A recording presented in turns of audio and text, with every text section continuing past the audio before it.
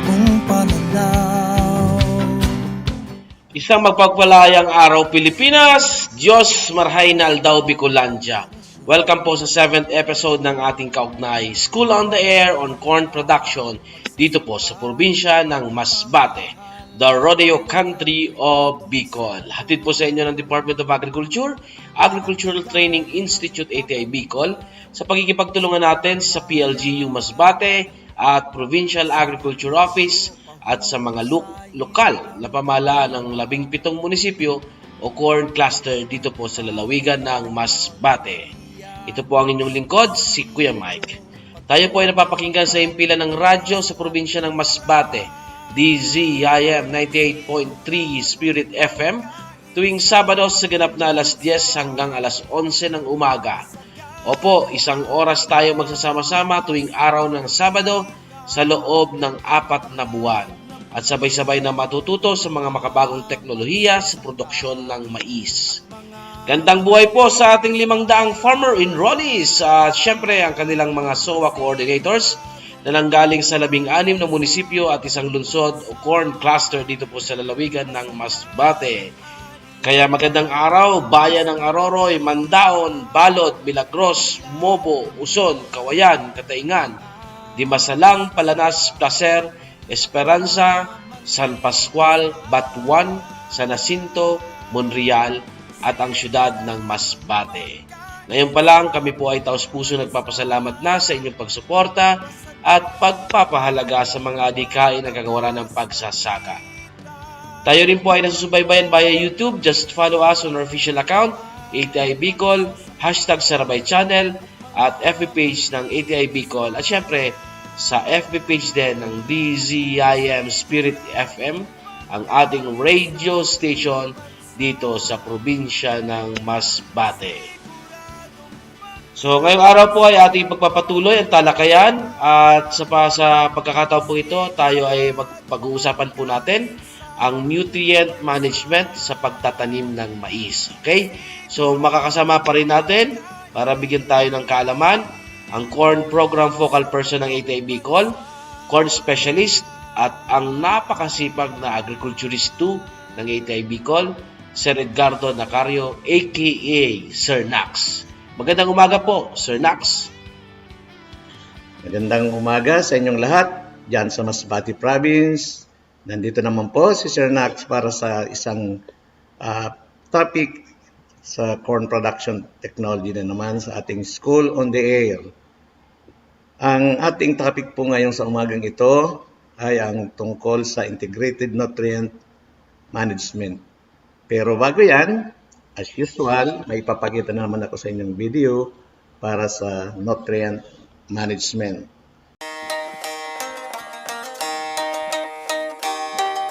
Kailangan ng mga halaman ang tamang nutrisyon para sa kanilang paglaki. Ang pangangailangan ng mais sa nutrisyon ay naaayon sa antas ng ani nito. Kapag mataas ang ani, mataas din ang pangangailangan sa nutrisyon. Ang mais na may matagumpay at mataas na ani ay nangangailangan ng sapat na sustansya mula sa nitroheno, posporo at potassium. Nakukuha ng mga halaman ang mga sustansyang ito mula sa lupa.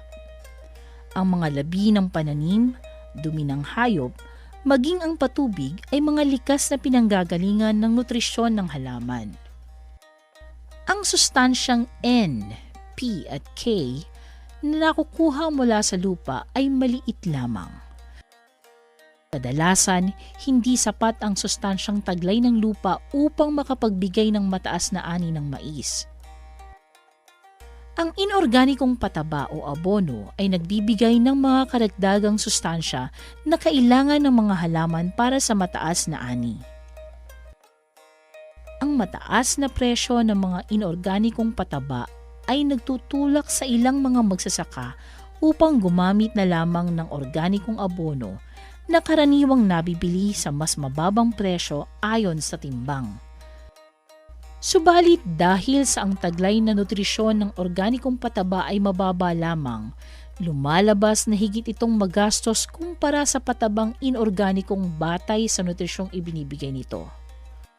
Halimbawa, upang matumbasan ang nitroheno mula sa isang sako ng urea, mangangailangan tayo ng 40 sako o 2 toneladang ipot ng manok. Ang mga organikong pataba mula sa dumi ng hayop, mga labi ng pananim at compost ay totoong nakatutulong na mapabuti ang kalidad ng lupa at ang kakayahan nitong mag-imbak ng halumigmig. Dapat nating samantalahin ang paggamit ng mga ito lalo na kung ito ay nakukuha natin ng libre sa ating mga bukid.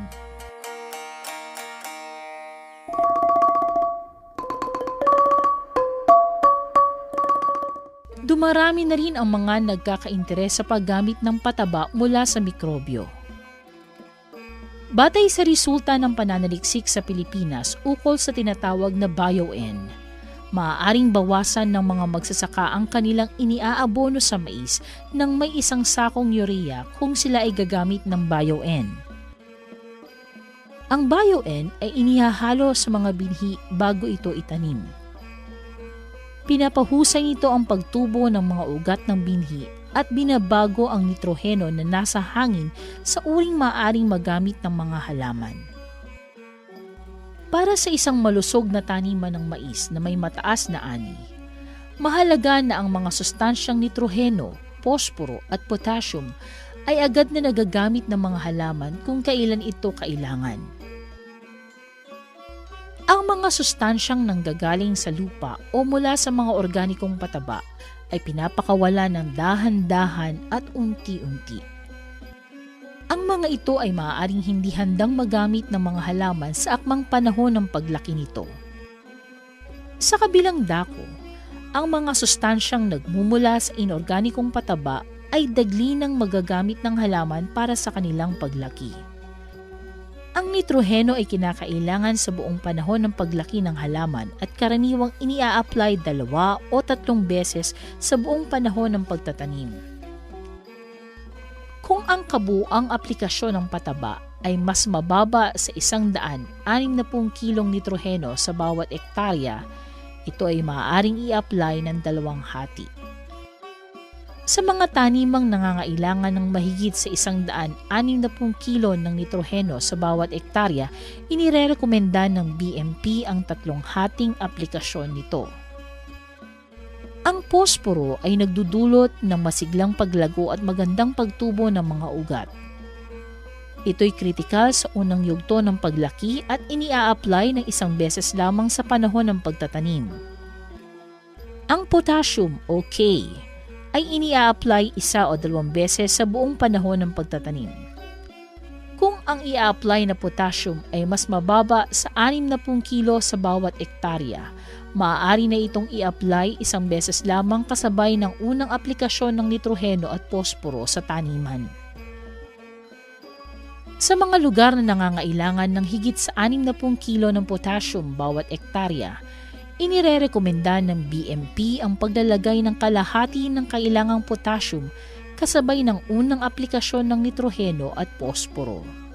Ang huling kalahati naman ito ay nia-apply kasabay ng nitroheno sa kalagitnaan ng panahon ng pagtatanim.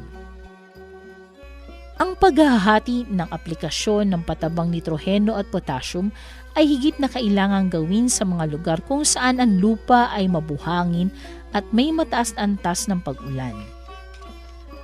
Ang ganitong mga kondisyon ay nagbibigay daan sa mabilis na pagkawala ng nitroheno at potassium mula sa lupa.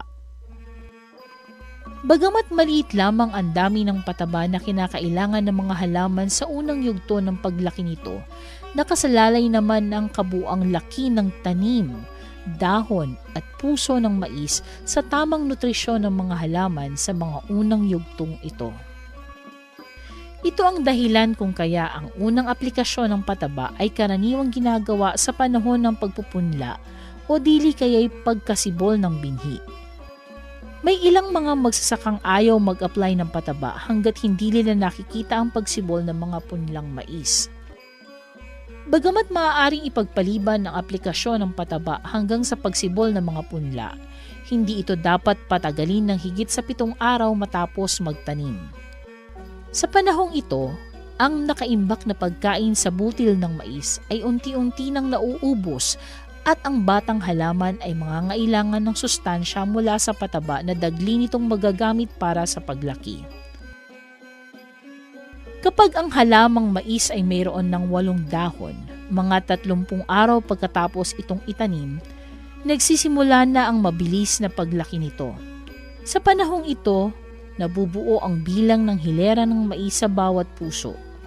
Anumang kakulangan sa nutrisyon sa pagkakataong ito ay makapagpapababa sa kabuang bilang ng hilera ng mais sa bawat puso.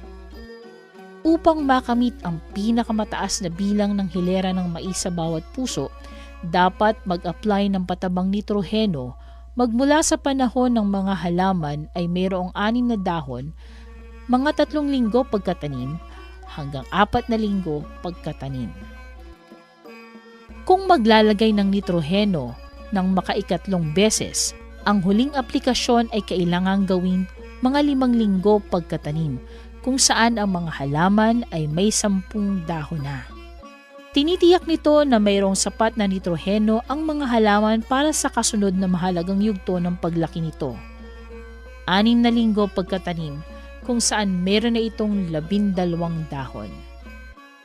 Sa yugtong ito, nabubuo ang potensyal na bilang ng butil ng mais sa bawat puso, pati na rin ang kabuang laki ng mga puso.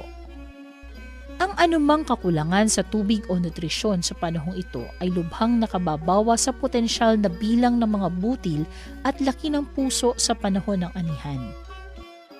Sa mga lugar na umaasa lamang sa tubig ulan, dapat iayon ang schedule ng pag-a-apply ng pataba sa panahong may tamang halumigmig ang lupa. Ang patabang inilagay sa tuyong lupa ay nasasayang lamang sapagkat kailangan ng ugat ng halaman ang halumigmig upang masipsip ang sustansyang nasa lupa. Kung ang ulan ay atrasado ng 10 o higit pang araw mula sa nakaplanong petsa ng pag-aabono, inaasahan ng magkakaroon ng kabawasan sa magiging ani ng mais. Kapag nagkaganito, inirerekomenda ng BMP na bawasan ng may 30% ang natitirang dami ng nitroheno na dapat pa nating i-apply. Ang Leaf Color Chart o LCC ay isang simple at murang kasangkapan na makatutulong sa ating malaman ang kalagayan ng nitroheno sa ating mga halaman. Bagamat ito ay orihinal na ginawa para sa palay, pinatutunayan ng mga pananaliksik na ang LCC ay mabisa ring gamitin sa mais. Ang LCC ay nahahati sa 4 na kulay, mula sa maputla hanggang sa matingkad na berde, na tumutugma sa antas ng nitroheno sa halaman. Ang maputlang berde ay nangangahulugan ng mababang antas, ang matingkad na berde ng mataas na antas. Sa pagtutugma ng kulay ng dahon sa LCC, magkakaroon tayo ng ideya sa pangangailangan ng ating mga halaman sa nitroheno. Ang LCC ay pinakamabisang gamitin sa mga halamang may 4 na linggong gulang na at pataas. 3 hanggang 5 araw bago ang nakaplanong petsa ng pag-a-apply ng nitroheno, pumili ng 10 o higit pang halaman sa loob ng taniman.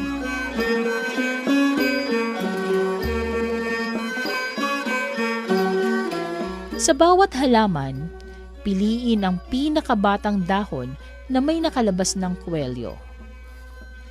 Ang dahong ito ang magbibigay ng pinakamahusay na palatandaan sa estado ng nitroheno sa ating halaman. Hanapin sa LCC ang pinakatugmang kulay ng dahon. Kung higit sa kalahati ng bilang ng mga halaman sa inyong sample ay may mga dahong mababa sa 4 na kulay sa LCC, mag-apply ka agad ng nitroheno. Kung hindi naman, i-apply ang nitroheno ayon sa itinakdang panahon. May mga pagkakataon na ang mga halaman ay maaari pa rin dumanas ng kakulangan sa nitroheno matapos na mai-apply ang huling dosis ng pataba. Ito ay nangyayari kung totoong maganda ang panahon na kung saan ang pangangailangan ng halaman sa nitroheno ay maaaring madaig ng supply nito.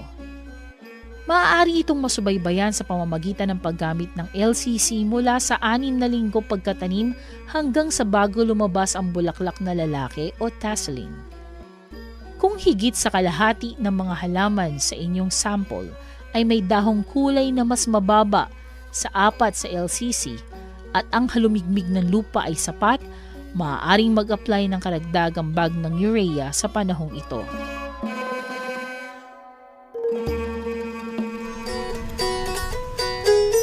Ang patabang ini-apply sa panahon ng paupo o kasabay ng pagpupunla ay hindi dapat direktang inilalagay sa mga binhi. Maaaring masunog ang mga binhi, lalo na kung tuyo ang lupa. Kung ang pataba ay hindi ini-apply ng wasto, ang mga binhi ay maaaring mamatay sa pagsibol o dili kaya'y tuluyan ng hindi sumibol. Makabubuting maglagay ng manipis na patong ng lupa sa ibabaw ng pataba bago ilagay ang binhi at saka ito tabunang muli. Sa pagsasabog ng pataba, ilagay ito ng may 10 sentimetro mula sa tangkay upang maiwasan ang pagkasunog o pagkamatay ng mga batang halamang mais. Ang pataba ay dapat na natatabunan ng lupa. Ito ay higit na kailangang gawin kung gagamit ng urea sapagkat ang nitroheno nito ay madaling mawala kapag mainit ang panahon at naiwan ito sa ibabaw ng mamasa-masang lupa. Maging maingat sa gagawing pagtatabon ng pataba upang huwag magambala ang ugat ng mga halaman. Pinakamahusay na paraan ng pamamahala. Samantalahin natin ang paggamit ng mga organikong pataba na libreng nakukuha sa ating mga bukid, katulad ng dumi ng mga alagang hayop, labi ng mga halaman, at maging mga tirang pagkain mula sa ating mga tahanan. Sundin ang konsepto ng 4R sa pangangalaga sa nutrisyon ng ating mga halaman. Maglagay ng tamang pataba, sa tamang dami, sa tamang pagkakataon, at sa tamang lugar. BMP, Best Management Practices, pinakamahusay na paraan ng pamamahala ng ating taniman. Okay, magandang umaga uli. Nakita po natin yung video tungkol sa nutrient management. Siguro po may sa pasimula pa lang na yon ay may natutunan na tayo. Pero iisa-isahin pa rin po natin yan sa presentation po ng ating Integrated Nutrient Management. Pero bago yan, gusto kong kumustahin ang lahat ng magsasaka ng Masbati sa corn farmers natin na enrollees sa School on the Air.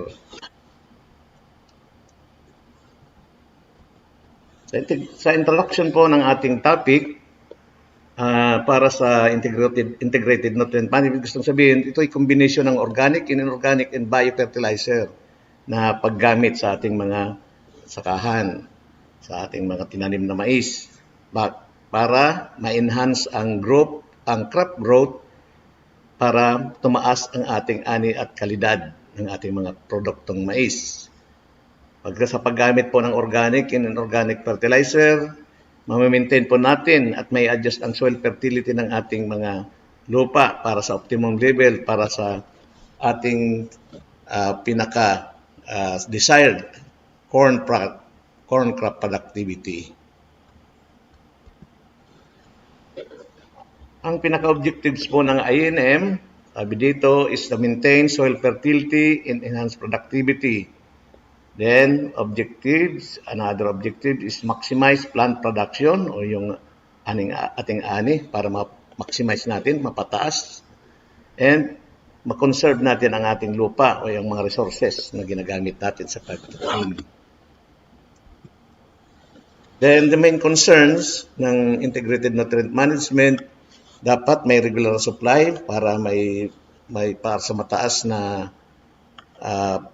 tubo ng ating mga mais para sa higher productivity, mataas na ani, and siyempre para ma-maintain ang soil fertility. Pag ma-maintain natin ang soil fertility, mababawasan ang paggamit natin ng mga inorganikong abono na siyang mas mahal na ngayon sa ating mga supply o mga dealer. Then, para magamit natin ang ating abono efficiently, dapat sa tamang oras na pag-apply, sa pamamaraan, at kung ilang amount ng mga abono ang ating i-apply. Yan ang pinaka-concern ng integrated nutrient management kasi yan ang paggamit natin ng organico, inorganico at ng mga biofertilizers na tinuturo sa atin para magamit para sa fertility ng soil. Meron tayong different sources of plant nutrients or mga basic component ng integrated nutrient management. Siyempre, ang pinakauna, ang source natin ng fertilizer ay yung mga chemical fertilizers. Nandiyan yung urea, diammonium phosphate, superphosphate, muriate of potash. Meron din tayong mga organic manure, galing sa poultry, sa ating mga kalabaw, yung malalaking hayop, yung mga galing sa kambing, and siyempre ay galing sa manok, mga chicken manure. Then, nagagamit din nating fertilizer ang mga farm waste o yung mga pwedeng maipon nating mga parte ng halaman o parte ng ating inanihan na pwede nating i-compost na maging fertilizer. And nandyan rin po ang mga industrial waste tulad ng yung galing sa paggawaan ng asukal, sa sugar central, yung mga natawag nating yung waste talaga ng mga asukal yon. Then, yung mga leguminous crops na pwede nating magamit as green manure, tulad ng mga munggo na pwedeng itanim natin pagkatapos ng mais. Then, yung mga leguminous crops na yun ay nakakatulong din para madagdagan ng ating abono sa lupa. Then, siyempre, yung mga natitirang parte ng katawan ng mga tinanim natin ay yung mga crop residues tulad ng inanihan natin ng palay. Pwede nating i-mix yan sa lupa o yung mga natitira ay magiging sources din yan ng mga plant nutrients o ng mga fertilizer. And meron tayong tinatawag na biofertilizer, yung azolla, ang example niyan ay yung na tumutubo sa ating mga sakahan na tinatawag na azolla. Ito ay ginagamit ding abono and pangpakain sa itik or sa mga isda. Then, siyempre, yung green manuring, yung sinabi ko kanina, may relasyon din yan sa leguminous crops na pwedeng natin gamiting abono. Ang green manuring ay nagtatanim tayo ng mga leguminous crops tulad ng munggo, and then pagdating sa pagmumulaklak niya ay iminimix na natin sa lupa sa pag-land preparation para mapakinabangan. Mataas ang abonong ibinibigay nito. Yan tinatawag natin green manuring. Then may mga biofertilizer din tayo na mga naimbento sa UPLB tulad ng BioN. Ito po ay isang biofertilizer na galing sa microbial, sa microorganism or bacteria na nakukuha sa mga roots ng talahib or Saccharum spontaneum. Yan, makikita natin kasi ang talahib kahit hindi mo isang klase ng damo na talagang maganda ang tubo, laging maganda ang tubo kasi may bacteria pala siyang nakatira dyan sa kanyang mga root system. Kaya dyan kinuha yung BioN. Ang BioN po ay iminimix sa seeds ng corn bago magtanim. And kulay itim po yan. Then, ibinibigay po nito ng 30 to 50% ang nitrogenous fertilizer na requirement ng mais. Kaya makakatipid tayo ng 30 hanggang 50% sa mga nitrogenous fertilizer. And nag-i-increase po, nakadagdag sa ani ng mais. Then, siyempre, pag may mataas ang ani, galing siya sa mga healthy and green plants, yung malusog na mais. Yan po ang BioN. Sa ngayon po, ini-introduce na yun naman ngayon ng yung UPLB, yung IPB, UPLB, na para gamitin natin sa ating mga mais para mabawasan ang paggamit ng inorganic fertilizer na napakamahal na po ngayon.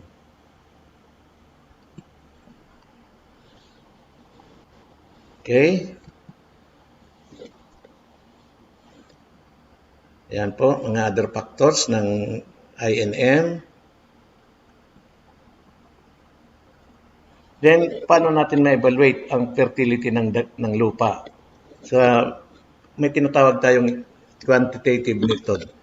Para ma-evaluate natin kung talagang mayaman pang lupa, ito ay sa pamamaraan ng soil analysis. Nagkukuha po tayo ng mga soil sample para ipa-analyze sa mga laboratories or sa mga LGU na mayroong soil test kit.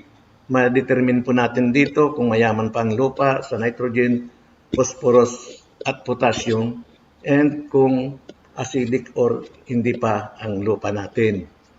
Yan, ma-evaluate natin dyan, matatansya natin kung ilang abono ang kailangan na i-apply sa ating mga lupa. Then through plant tissue analysis sa laboratory din, para ma-evaluate natin ang soil fertility ng ating mga taniman.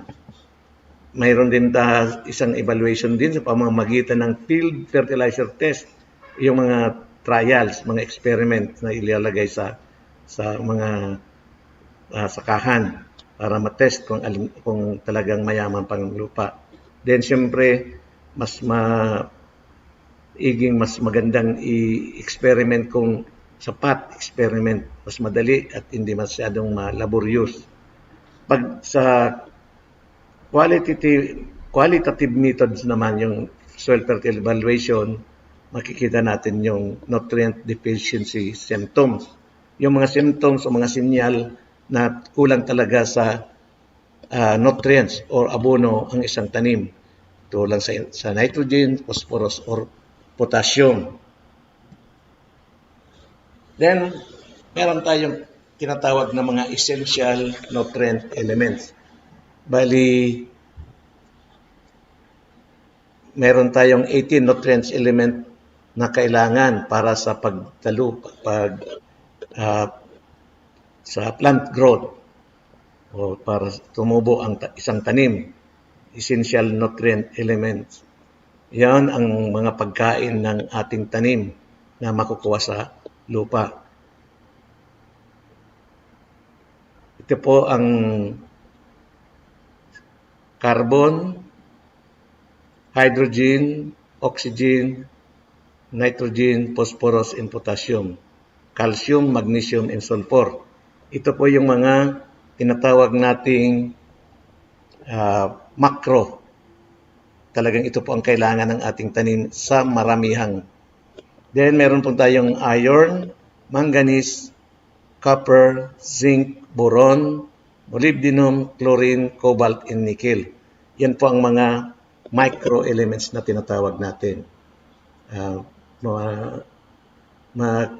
Didetermine yan kung ipapasoil sa laboratory natin ang ating lupa kung mayaman pa sila sa mga essential nutrient elements. Kung kulang na, kailangan nating dagdagan ng mga elementong yan para sa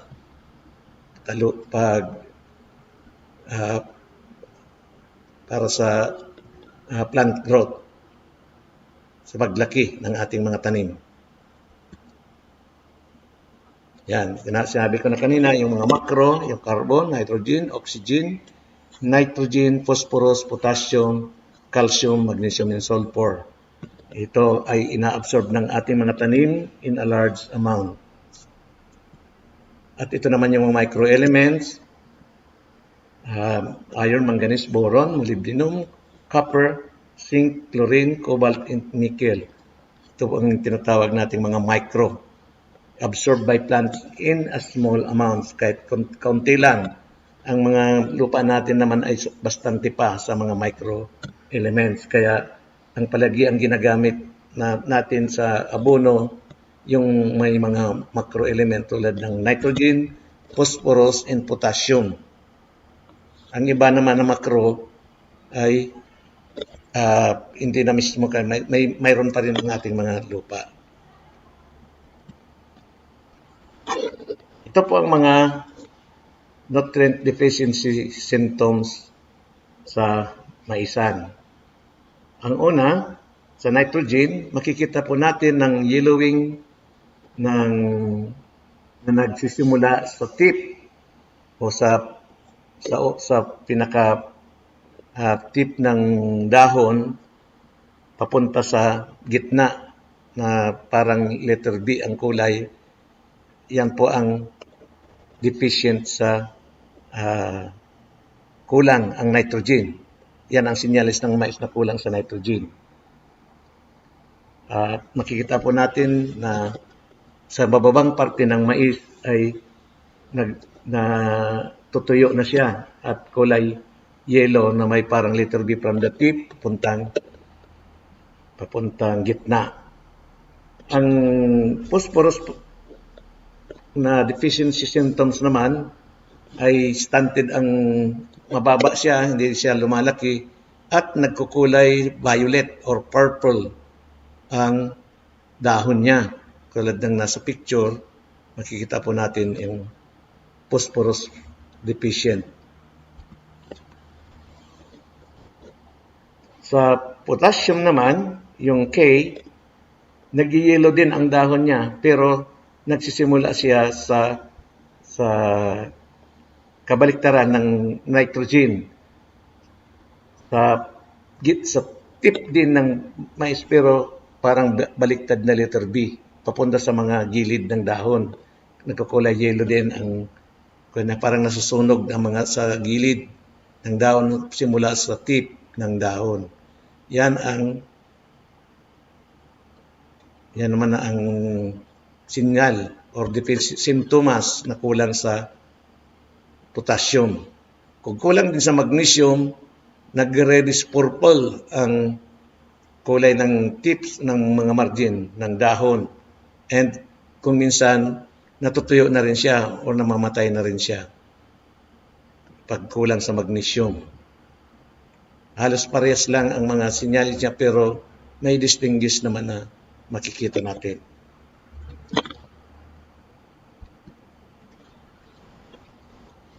Yan. Sa kulang naman sa sulfur, yung mga sa world, sa may pinaka bago maging develop na true leaves, ang mais ay kung nagkukulay yellow sa may parting yan ng mais at may stripe na kulay yellow sa mga dahon. Kulang naman yan sa sulfur. And pag kulang sa boron, yung parang may nasusunog din ang mga dahon niya na kulay brown. May similarity naman sa sulfur pero sa kulay nag-iiba sila.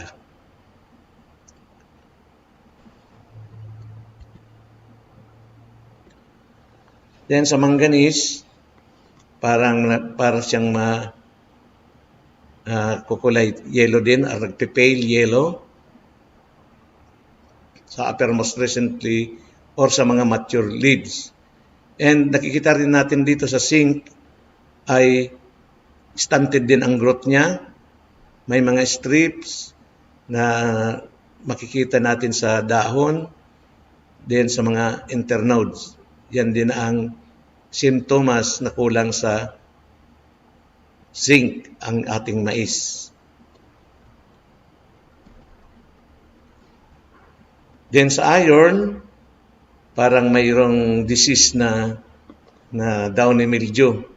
Kulay yellow ang pinakadulo ng parte ng mais. Lalo sa vegetative stage pa lang, makikita na natin na kulang sa iron or Fe na sinyal ng chemical na ito, elements.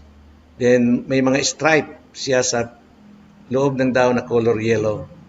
And sa copper naman, halos parehas lang na sinyalis. Yan din ang mga pictures na kulang sa copper din ang ating mais. Yon ang mga sample lang natin ng mga kulang sa mga essential elements ang ating mais pag makikita natin din sa tubo ng mais kung ano ang sinyal na kulang siya. Paano natin malalaman na ang fertility ng soil ay nagbababa o naaalis o bakit bumababa ang fertility niya? ang isa nito ay yung crop removal na tinatawag or yung mga nutrients na nawawala dahil sa acidity ng lupa. Pag acidic kasi ang lupa, kahit anong klaseng abono ilagay mo, ay parang hindi nagpa-function siya na pag acidic ang lupa, walang epekto ang anong mang klaseng abono ilagay mo. Nagdi-decline siya pag acidic ang lupa. Ang lahat ng nutrients, ang pangalawa, ay nawawala pag ang lupa natin ay, lalo sa bakilid, ay eroded o may erosion na nangyayari. Kasi nawawala yung topsoil. Nandun yun, pinakamayamang mga fertile soil, ang topsoil. Lalo yung kulay itim na lupa, yun, ang mga fertile soil. Naisabi ko na rin yan doon sa topic natin sa salt, na sa mga bakilid na lugar, kailangan natin ng salt para hindi mag-erode o hindi bumaba yung mga topsoil natin. Then, leaching of cation, so yung mga nawawala siya ang lupa sa pamamagitan ng na-absorb siya pa ilalim. Nawawala siya pa ilalim or tinatawag nating leaching. Lalong-lalo na sa mga sandy soils. At yung karamihan na nawala dyan, yung calcium, magnesium, and potassium. Ayun ang pag nag-leach, nagiging acidic ang ating mga lupa, especially, and sabi dyan, is in sandy soils. Then, isa pang nag-decline ang fertility ng lupa dahil sa volatilization. Ang pinaka-volatile na elemento dyan o nutrients ay ang nitrogen and sulfur, lalong-lalo na during sunny days o mainit na panahon. Ang gusto kong sabihin ng volatilization, yung pagsingaw ng nutrient papunta sa taas.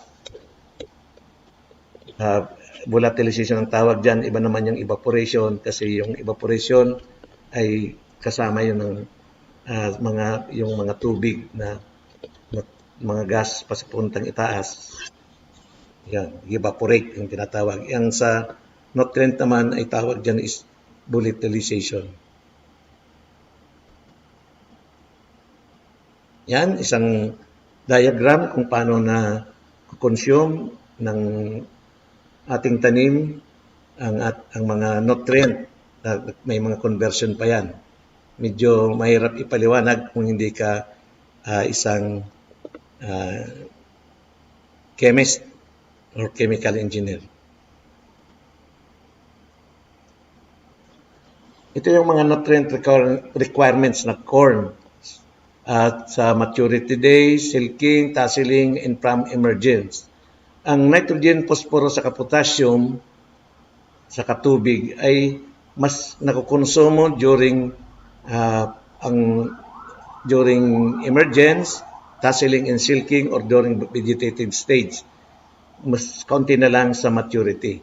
Ang nitrogen ay mas kailangan sa 7 weeks hanggang 16 weeks ng tanim na mais. Kaya kailangan itong i-side dress kasama rin sa basal ang nitrogenous fertilizer o ang urea. Ang phosphorus ay kailangan din hanggang sa 15 weeks hanggang silking. And ang potassium hanggang 21 6 weeks. 6 weeks to 7 weeks mas kailangan ng maigi ng mais ng mga nutrients na ito. And syempre, ang tubig percentage hanggang sa silking o pagbunga ng pagpuso ng mais ay kailangan may moist ang lupa. Kailangan din siya ng tubig. Then, dito na tayo sa types of fertilizer. Sabi dyan, mayroong dalawang kinds of fertilizer.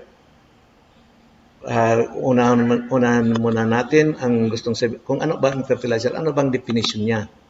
Ang fertilizer daw is a substance or material added to the soil to supply elements essential for plant nutrition. O mga substance or mga elemento o material na dinadagdag sa lupa para isupply ang mga elemento na kailangan sa pagkain ng tanim. Ayan. Mga dinadagdag natin sa lupa. Hindi naman ang tanim ang ating inaabunuhan, ang lupa mismo. Kasi ang lupa, yun ang nagko-convert ng mga elemento na para maging pagkain. O ma-absorb ng mga root system niya para isupply sa tanim. Meron tayong dalawang types of fertilizer. Ito ang tinatawag na inorganic or ang sasabihin niya daw ng inorganic ay highly soluble fertilizer which are readily available for plant absorption. Makikita natin ang epekto mas madali. Ayan, ang mga soluble kasi mas madaling matunaw sa lupa and madaling maging available para sa pagkain ng tinanim. Ang organic naman, yan galing sa mga animal byproducts, o mga manure, crop residues, yung mga nabubulok na mga parte ng tanim na inimbak natin, yung ginagamit natin sa green manuring, and mga naipon nating waste sa household na itong yung naiipon para mabulok and maging available na organic fertilizer. Pero ang sabi dito, low nutrient content ang organic fertilizer but contains all essential nutrients and improved soil structure. Yan. Mayroon siyang maraming essential nutrients, yung lalo-lalo na yung mga micronutrients na kailangan din ng ating tanim. And na-i-improve niya ang lupa, yung soil structure. Yan ang bintay ng organic fertilizer.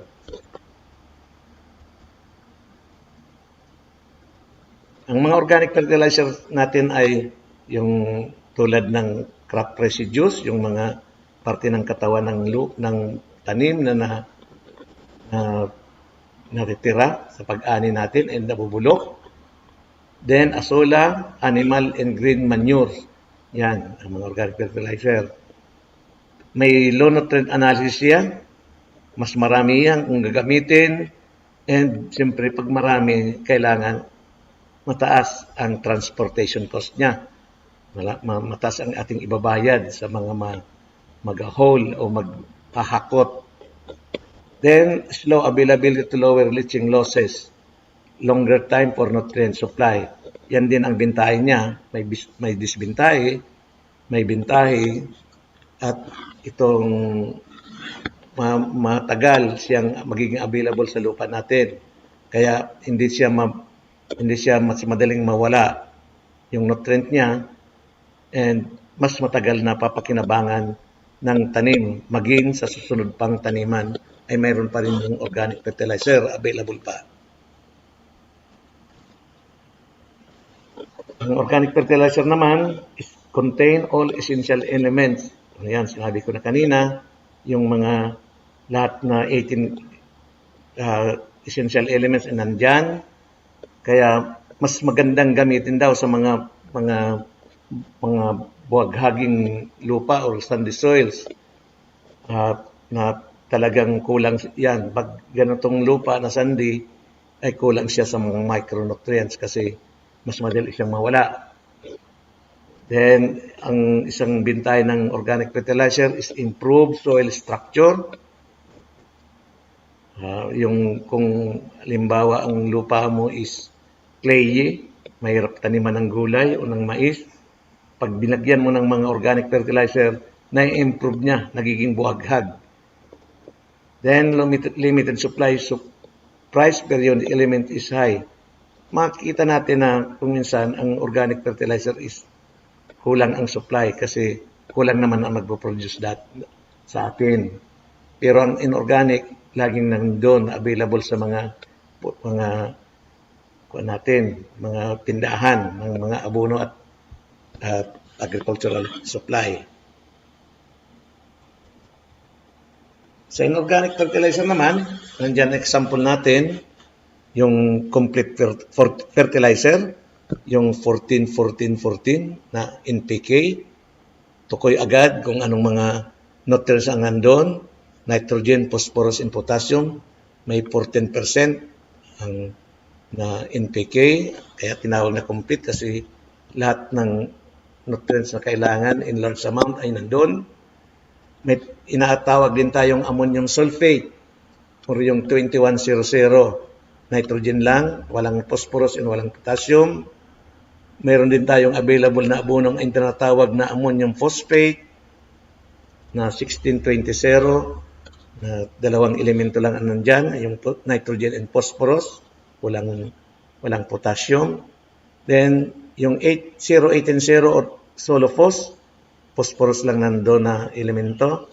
Then, ang pinaka bantog na popular na abono is urea, which is 4600, na mas mataas ang nitrogen content niya, na 46%. Ang morate of potash naman ay yung 0060, potassium lang naman ang laman niya, ang 60% na potassium. Ito ay may mga kanya-kanya na ring mga function. Then, ang mga bintay ng inorganic fertilizer, mataas ang nutrient analysis niya. Tukoy agad kung ilan porsyento na pure nutrients ang nandun. Mas economical to transport kasi kaunti nga lang na sako ang i-transport natin o mapagbili natin yung maikakarga kasi tukoy na nga ang mga nutrient element. Then, siyempre, pag kaunti, less storage requirement. Di tulad ng organic na bulky. Then, high solubility, so much shorter time involved for effects of plant to be observed. Makikita natin agad ang epekto. Kung tingnan mo nga, alos 2 araw lang na mag-apply ka sa palayan mo o sa maisan mo ng urea, sa side dressing, makikita mo agad ang epekto. Dati, yellowish pa ang kulay. And for the next 2 days, kitang-kita agad yung epekto. Ayan, ang gustong sabihin niyan.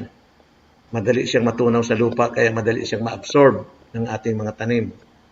Then, abundant talaga, relatively abundant kesa sa mga organic fertilizer. Abundant ang supply. When to apply this fertilizer?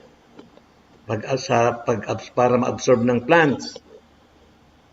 Peak demand for all nutrients is at 10 days before and 25-30 days after tassel initiation. Para sa mais natin, kailangan mag-apply tayo ng basal o bago magtanim, or kung hindi makapagbasal, dapat at least 10 days ma-apply na natin ng abono. And pag side dressing natin, kailangan wag nang lumampas sa 30 days after before tasseling initiation.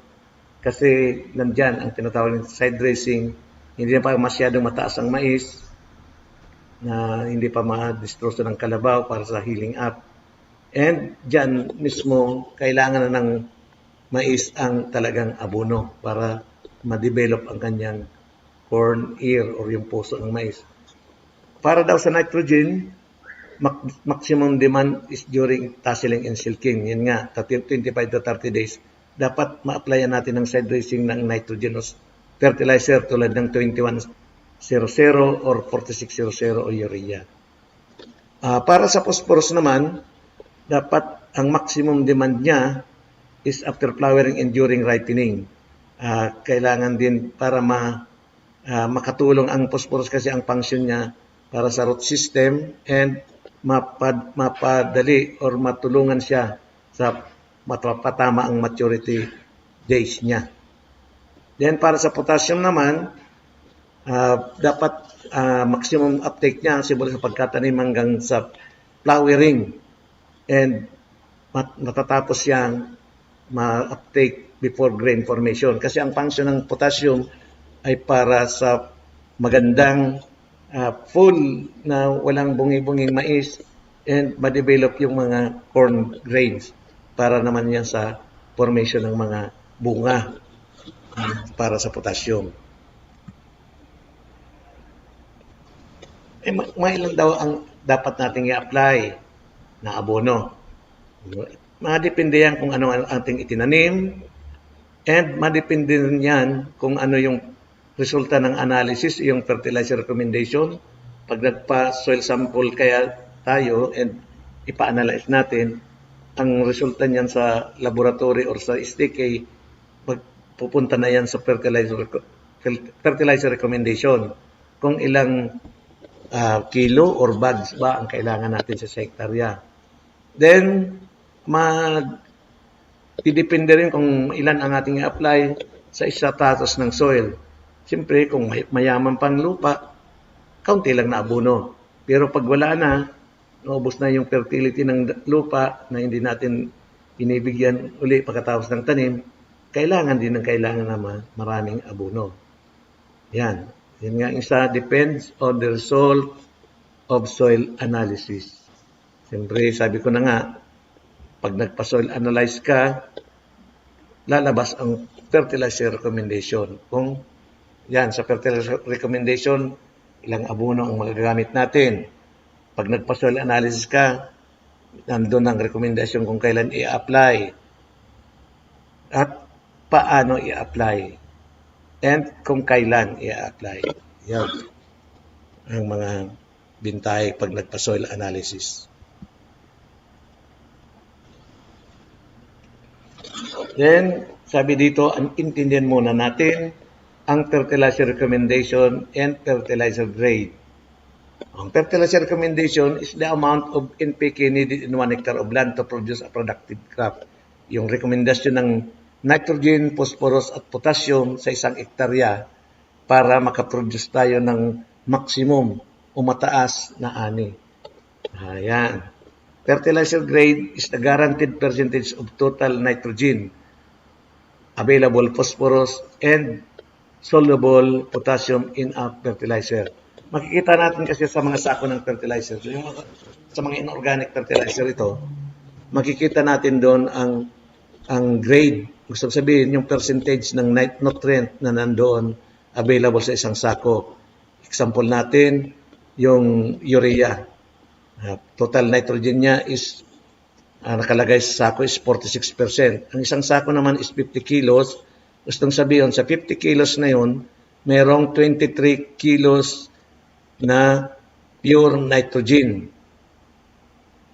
Yung 23 kilos ay nitrogen yun. Yun ang mapapakinabangan ng tanim. Yung 27 kilos para maging 50 kilos yun, yung mga sinasabi nating mga pangdagdag para mabuo na maging granules ang isang abono. Yung 27 na yon, wala namang pakinabang, 27 kilos na sa isang bag, wala namang pakinabang yun. Kung sa complete fertilizer naman, yung 14-14-14 na sa isang sako nakalagay, percentage yun. Gusto sabihin, meron lang yung pure na sa isang sako na 50 kilos na 7 kilos na nitrogen, 7 kilos na phosphorus, 7 kilos din na potassium. Kaya 777 para sa isang sakong na complete fertilizer, mayroong tig-7 na kilos na nitrogen, phosphorus, saka potassium. At iba namang klaseng abono, tulad ng 080, Amopos, yung 1620, yung Morito Potas, 0060, ay meron din corresponding na amount sa isang sako. Kung ilang kilo ang nitrogen, phosphorus, at potassium na nandun. Okay? Yan lang ang ating para sa integrated nutrient management. At sana may natutunan kayo sa ating lecture ngayon, yung integrated nutrient management, yung kahalagahan ng paggamit ng inorganic saka organic fertilizer para mabalanse ang mga nutrients na kailangan ng ating mga tanim. Papasalamat din ako sa ating kinuna ng ating mga lecture na ito, ang FSTP, nakabase sa UPLB. Sila ang nag-develop ng mga lecture na ito.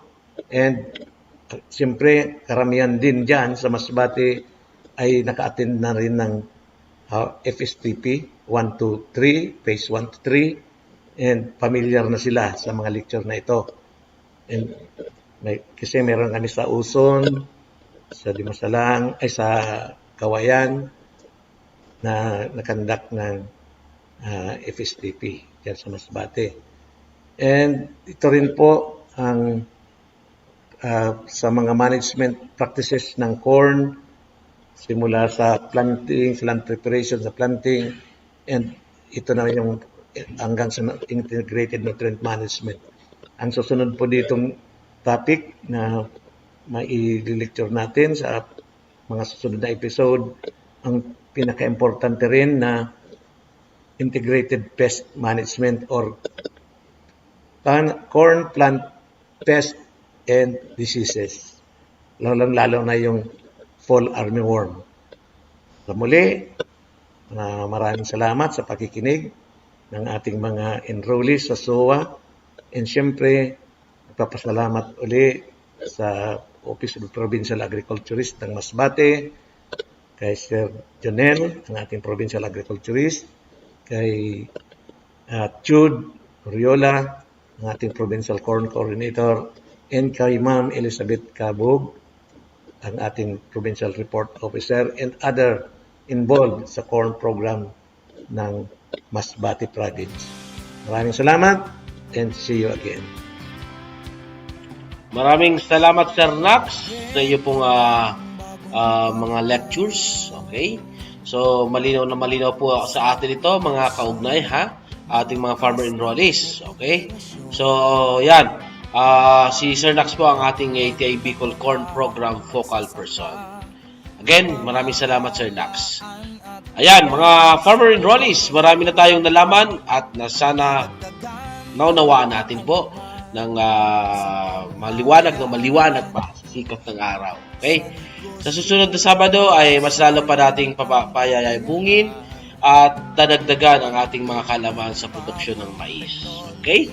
So, napakabilis po talaga ng oras. Inabot naman po tayo ng isang oras. Maraming salamat sa DA, PLGU ng Masbate, OPAG, at ang 17 LGUs o corn clusters ng Masbate.